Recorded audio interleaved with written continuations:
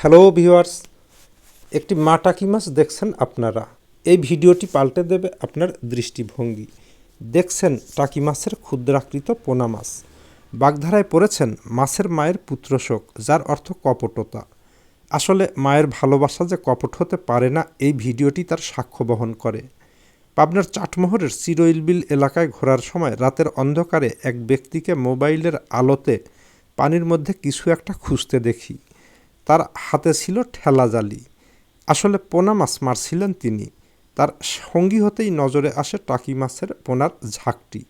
পোনাগুলো বয়সে সম্ভবত একদিন, আকারে এত ছোট যে খুব ভালো করে দেখাই যায় না। শিকারির মন সায় দিচ্ছিল না এত ছোট পোনা মাছ মারতে। টাকি মাছটি রাস্তার পাশের অল্প পানিতে এসে পোনাগুলোকে আগলে রাখার চেষ্টা করছিলেন।